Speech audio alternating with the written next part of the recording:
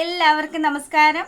മൗനരാഗം സീരിയലിന്റെ നാളത്തെ ആ ഒരു സൂപ്പർ ഹിറ്റ് വിശേഷത്തിലേക്ക് എല്ലാ കൂട്ടുകാർക്കും സ്വാഗതം കേട്ടോ. അങ്ങനെ നമ്മുടെ കല്യാണി കിരണിനോടൊക്കെ സംസാരിച്ചു. അപ്പൊ കിരണാണെങ്കിൽ നമ്മുടെ നയനയ്ക്കും അതുപോലെ തന്നെ ആദർശനും ഒക്കെ ചെറിയ പാർട്ടിയൊക്കെ കൊടുക്കാനുള്ള ചില പരിപാടികളിലൊക്കെയാണ്. അങ്ങനെ എന്നാ പിന്നെ കിരണേട്ടാ നിങ്ങൾ പോയി എൻജോയ് ചെയ്തോ. എന്തായാലും ഞാൻ ഇനിയിപ്പോൾ ഓണമൊക്കെ കഴിഞ്ഞല്ലേ തിരികെ വരുള്ളൂ. ആ ഒരു സങ്കടത്തിൽ കല്യാണി ഫോൺ വെക്കുകയാണ്. കിരണാണെങ്കിലോ തൻ്റെ പ്രിയപ്പെട്ടവളോട് സംസാരിക്കാൻ പറ്റിയല്ലോ. എന്തായാലും ആ ഒരു സന്തോഷത്തിൽ നമ്മുടെ കിരൺ നേരെ തിരിക്കുകയാണ് അവൻ സംഘടിപ്പിച്ചിരിക്കുന്ന ആ ഒരു പാർട്ടിയിലേക്ക് പോകാനായിട്ട്. അങ്ങനെ ഇവിടെ ഈ കാര്യങ്ങളൊക്കെ നടക്കുമ്പോഴാണെങ്കിലോ നമ്മുടെ മനു പറഞ്ഞു, അതെ മോളു, ഇങ്ങനെ രാത്രി സമയങ്ങളിൽ ഉറക്കം ഉളച്ചിരുന്നാൽ ശരിയാകില്ല, എത്രയും പെട്ടെന്ന് തന്നെ മോള് കിടന്ന് ഉറങ്ങിക്കോ. അങ്ങനെ നമ്മുടെ സരയു പറഞ്ഞു, മനുവേട്ട ശരിക്കും എനിക്ക് ഉറക്കമൊന്നും കിട്ടുന്നില്ല, പിന്നെ എനിക്ക് അമ്മയുടെ കാര്യമൊക്കെ ആലോചിച്ചിട്ട് നല്ല ടെൻഷനൊക്കെ ഉണ്ട്. അമ്മയെ നമ്മൾ പോകുമ്പോൾ തന്നെ നമ്മുടെ ഒപ്പം കൊണ്ടുപോയാലോ. മോളും അതിന് നീ ഇങ്ങനെ പ്രഗ്നൻ്റ് ആയിരിക്കുന്ന സമയത്ത് ഫ്ലൈറ്റ് യാത്ര ഒന്നും പറ്റത്തില്ലല്ലോ.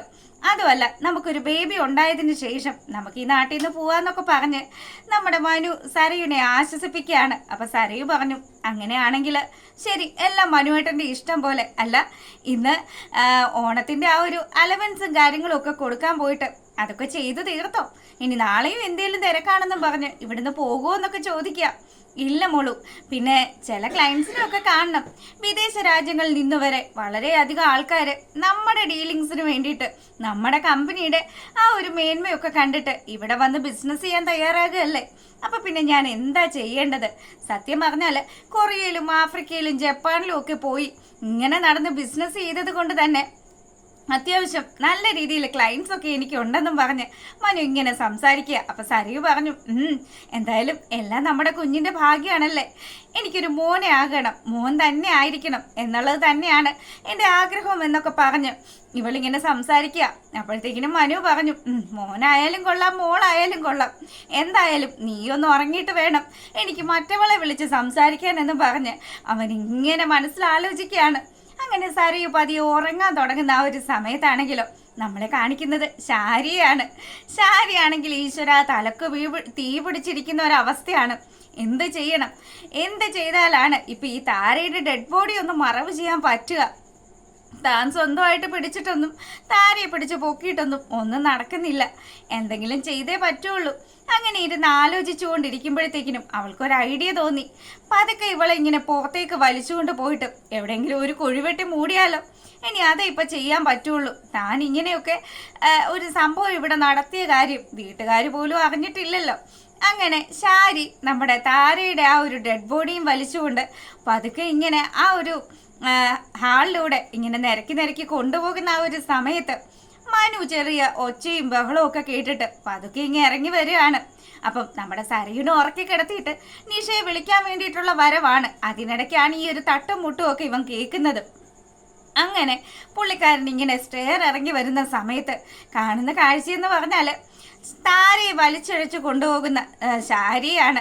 അപ്പം ഇതെന്താ ഇവിടെ ഈ നടക്കുന്നത് എന്നുള്ള രീതിയിൽ നമ്മുടെ മനു പെട്ടെന്ന് തന്നെ ആൻറ്റി ഇതെന്താ ഈ കാണിക്കുന്നതെന്ന് ചോദിക്കുമ്പം, എൻ്റെ മോനെ നീ എന്നോട് ക്ഷമിക്കണം, എനിക്കൊരു കയ്യബദ്ധം പറ്റിയതാടാ. അല്ല താരാൻറ്റി എങ്ങനെ ഇവിടെ വന്നു? താരാൻറ്റിയെ തിരക്കിയല്ലേ കിരൺ ഇന്ന് വന്നത്? ഇതെന്തൊക്കെയാ ഈ നടക്കുന്നതെന്നൊക്കെ നമ്മുടെ മനു ഒന്നും അറിയാത്തതുപോലെ ചോദിക്കുകയാണ്. മോനെ അവൾ ഇന്ന് സരയുന് ഓണക്കോടിയൊക്കെ ആയിട്ട് വന്നതാണ്. ആ സമയത്ത് ഞാനും അവളും തമ്മിൽ ചെറിയ വാക്കുതർക്കമൊക്കെ ഉണ്ടായി. പെട്ടെന്നൊരു ദേഷ്യം വന്നതും ഞാൻ അവളെ പിടിച്ചൊരു തള്ളി. അങ്ങനെ അവളുടെ ബോധമൊക്കെ പോയതാണ്. മരിച്ചു പോയെന്നാ മോനെ തോന്നുന്നത്. മരിച്ചു പോയെന്നോ? എൻ്റെ ദൈവമേ, കൊലപാതകമൊക്കെ നടത്തിയിട്ടാണോ ആൻറ്റി ഇവിടെ നിൽക്കുന്നതെന്ന് പറഞ്ഞ് നമ്മുടെ ശാരിയെ ശരിക്കും അങ്ങ് പേടിപ്പിക്കുകയാണ് മനു. എന്തായാലും കിട്ടിയ അവസരം ആശാൻ ഒട്ടും വൈകാണ്ട് തന്നെ താരയുടെ ശ്വാസമൊക്കെ ഉണ്ടോയെന്നൊക്കെ ഒന്ന് പരിശോധിക്കുകയാണ്. അപ്പം ശാരി ഇതൊക്കെ കാണുമ്പോഴത്തേക്കിനും ശരിക്കും പറഞ്ഞാൽ ഞെട്ടി നിൽക്കുകയാണ്. എന്ത് ചെയ്യാനാ, തന്നെ സഹായിക്കാനായിട്ട് ആരും തന്നെ ഇല്ല. തനിക്കൊരു കയ്യബദ്ധം പറ്റിപ്പോയതാണ് മോനെ, ഇത് ആരും അറിയരുത്. ദൈവമേ, ഇനിയിപ്പം ഇതാരും അറിയാതെ നമ്മളിതെങ്ങനെ ഇത് മറവ് ചെയ്യും? ഒരു കാര്യം ചെയ്യാം, ഞാൻ എൻ്റെ 1-2 സുഹൃത്തുക്കളൊക്കെ ഒന്ന് വിളിക്കാം. ഈ നാട്ടിൽ വരുമ്പോൾ കൂടുന്ന കൂട്ടുകാരാണ്, അവന്മാരെ വിളിച്ച് ഞാൻ കാര്യം പറയാം. മോനെ, ഇത് ചെയ്തത് ഞാനാണെന്ന് പുറത്ത് ആരും അറിയരുത്, എൻ്റെ മോള് പോലും അറിയരുത്. അത് എനിക്കൊരു കയ്യബദ്ധം പറ്റിപ്പോയതാണ് എന്നൊക്കെ പറഞ്ഞ് ശാരി ഇങ്ങനെ തൊഴുകയോടുകൂടി മനുവിന് മുന്നിൽ നിന്ന് കെഞ്ചാണ്. ഈ സമയമാണെങ്കിലോ നമ്മളെ കാണിക്കുന്നത് കിരൺ ദാ ആ ഒരു പാർട്ടിക്ക് എത്തിയിരിക്കുന്നതാ. കിരണും കിരണിന്റെ കൂട്ടുകാരനായിട്ടുള്ള നമ്മുടെ ആദർശും അതുപോലെ നയനയും ഹരിയേട്ടനും എല്ലാരും കൂടി ചേർന്നിട്ട് നല്ല ഒന്നാം തരം ഒരു പാർട്ടി, അതിൽ സേനനും ഒക്കെ ഉണ്ട്. ഇവരെല്ലാരും കൂടി ചേർന്ന് നമ്മുടെ കല്യാണിക്ക് ഇത്രയും വലിയൊരു ആദരവ് കിട്ടിയതിന് അതങ്ങ് ആഘോഷമാക്കുമ്പോഴത്തേക്കിനും നമ്മളെ കാണിക്കുന്നത് വീണ്ടും നമ്മുടെ പ്രകാശനെയാണ്. പ്രകാശനാണെങ്കിൽ ഈ കല്യാണിക്ക് കിട്ടിയ നേട്ടങ്ങളൊക്കെ കണ്ടിട്ട് മൂങ്ങാമുത്തശ്ശിയുടെ അടുത്ത് വന്നിരിക്കുക. എന്നാലും എൻ്റെ അമ്മേ, രാജകുമാരനാണ് എന്നൊക്കെ പറഞ്ഞ് ഞാൻ എൻ്റെ മകനെ പൊന്നു പോലെ വളർത്തിയിട്ട് ആ തൊഴുത്തിൽ കിടന്ന് അവിടുത്തെ കാടിവെള്ളവും കുടിച്ച് ജീവിച്ച കല്യാണി ഇപ്പോൾ എവിടെ കിടക്കുന്നു? അവളങ്ങ് അമേരിക്കയിലും അവിടെ ഇവിടെയൊക്കെ പോയിരിക്കുകയാണ്. ഇതൊക്കെ കണ്ടിട്ട് എനിക്കാണെങ്കിൽ സഹിക്കുന്നേ ഇല്ല. എന്ത് ചെയ്യാനാ മോനെ, അതൊക്കെ നമ്മുടെ വിധിയാണ്. കണ്ണടയണതിന് മുന്നേ ഇങ്ങനെയുള്ള ചില കാഴ്ചകളൊക്കെ കാണാനായിട്ട് ഈശ്വരൻ വിധിച്ചിട്ടുണ്ടാവും. അതുകൊണ്ടായിരിക്കും ഇതൊക്കെ സംഭവിക്കുന്നത്. അങ്ങനെ ഇവര് രണ്ടുപേരും കൂടി കല്യാണിയുടെ കുറ്റമൊക്കെ പറഞ്ഞ് അവിടെ അങ്ങനെ ഇരിക്കുമ്പോഴത്തേക്കിനും നമ്മുടെ കാർത്തികയാണെങ്കിലോ ഈ ഒരു സന്തോഷം അവളുടെ അമ്മയെ വിളിച്ചറിയിക്കുകയാണ്. അമ്മേ, ഇവിടെ ഇന്ന് ടി വിയിൽ കല്യാണിക്ക് പൊന്നാട അണിയിക്കുന്നതും അതുപോലെ തന്നെ അവാർഡ് കൊടുക്കുന്ന ആ ഒരു ഫംഗ്ഷനും ഒക്കെ കണ്ടപ്പോഴത്തേക്കിനും ശരിക്കും പറഞ്ഞാൽ ഇവിടെ പ്രകാശൻ എന്ന് പറയുന്ന എൻ്റെ തന്തപ്പടി ഉണ്ടല്ലോ, അയാൾക്ക് ശരിക്കും കുരു പൊട്ടിയതാണ്. അയാളുടെയും മൂങ്ങാമുത്തശ്ശിയുടെയും ഒക്കെ മുഖം ഒന്ന് കാണേണ്ടത് തന്നെയായിരുന്നു. എൻ്റെ അമ്മയ്ക്കത് കാണാനായിട്ട് പറ്റിയില്ലല്ലോ. ആ ഒരു നിരാശ മാത്രമേ എനിക്കുള്ളൂ. പിന്നെ ഞാൻ അതൊക്കെ അങ്ങ് ആസ്വദിച്ചമ്മേ. എനിക്ക് വളരെയധികം സന്തോഷമായി. എൻ്റെ അനിയത്തിയല്ലേ അവൾക്ക് ഇത്രയും വലിയൊരു നേട്ടം വരുമ്പോഴത്തേക്കിനും അത് ഏറ്റവും അധികം സന്തോഷമാകുന്നത് എനിക്ക് തന്നെയാണെന്നൊക്കെ പറഞ്ഞ് കല്യാണിയെക്കുറിച്ച് നമ്മുടെ കാർത്തിക വളരെ നല്ല രീതിയിലൊക്കെ സംസാരിക്കുകയാണ്. ലക്ഷ്മിക്കും ഈ ഒരു വിവരമൊക്കെ കേട്ട് കഴിഞ്ഞപ്പോൾ വളരെയധികം സന്തോഷമായി. അങ്ങനെ ഇവർ സംസാരിച്ചു കൊണ്ട് നിൽക്കുക. പിന്നീടാണെങ്കിലോ ശാരിയാണെങ്കിൽ എൻ്റെ മോനെ, ദേ ഞാൻ പറഞ്ഞതൊന്നും നീ മറക്കരുത്. പൈസ എത്ര വേണേലും ഞാൻ ഉണ്ടാക്കി തരാം. അത് ഇപ്പം എന്താ ചെയ്യേണ്ടത്?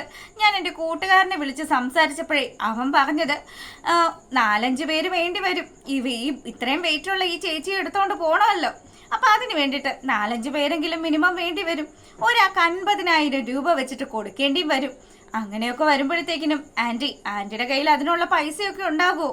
മോനെ, ഞാൻ എന്ത് ചെയ്തിട്ടാണെങ്കിലും ഇപ്പം ഈ പൈസ അങ്ങ് തന്നേക്കാം. നീ എങ്ങനെയെങ്കിലും ചെവി അറിയാതെ ഇവളുടെ ബോഡി ഒന്ന് മറവ് ചെയ്യണം. അങ്ങനെ നമ്മുടെ ശാരിയും അതുപോലെ തന്നെ നമ്മുടെ മനോഹരനും കൂടി താരയെ എടുത്ത് പൊക്കുകയാണ്. അങ്ങനെ പൊക്കി ഒരുവിധം നമ്മുടെ മനു ആണെങ്കിൽ താരയുടെ ആ ഒരു ബോഡി എടുത്ത് കാറിനകത്ത് കയറ്റി. അതിനുശേഷമാണെങ്കിലോ ശാരിയോട് പറഞ്ഞു, ആൻറ്റി ഒരു കാരണവശാലും പേടിക്കരുത്. സരയുവിനെ പോലെ തന്നെ ഞാനും ആൻറ്റിയുടെ മോനാണ്. അതുകൊണ്ട് തന്നെ ദേ വിഷമിച്ച് സങ്കടപ്പെട്ടൊന്നും ഇരിക്കരുത്. ഒരു കാരണവശാലും ആൻറ്റിയായിട്ട് ഈ നടന്ന കാര്യങ്ങളൊന്നും ആരുടെ മുന്നിലും കാട്ടിക്കൊടുക്കരുത് എന്നൊക്കെ പറഞ്ഞ് നല്ല ഉപദേശമൊക്കെ കൊടുത്തിട്ട് ആശാൻ നമ്മുടെ താരയെ കൊണ്ടുപോവുകയാണ്. അങ്ങനെ താരയുടെ ആ ഒരു ബോഡി കൊണ്ടുപോയിട്ട് ഇവനും ഇവന്റെ 2-3 കൂട്ടാളികളും ഒക്കെ കൂടി ഒരു സ്ഥലത്ത് മറവ് ചെയ്യാൻ ഒരുങ്ങുന്നത് കാണിച്ചുകൊണ്ടാണ് നാളത്തെ ആ ഒരു പ്രമോ വിശേഷം അവസാനിക്കുന്നത്. അപ്പോൾ ദാ ഇഷ്ടപ്പെട്ടിട്ടുണ്ടെങ്കിൽ ലൈക്ക് ചെയ്യുക, അപ്പോൾ കമൻറ്റ് ചെയ്യുക. എല്ലാവർക്കും നല്ലൊരു രാത്രിയൊക്കെ ആശംസിച്ചുകൊണ്ട് വീഡിയോ വൈൻഡപ്പ് ചെയ്യാണ്. അപ്പോൾ ഓക്കെ, ഗുഡ് നൈറ്റ്.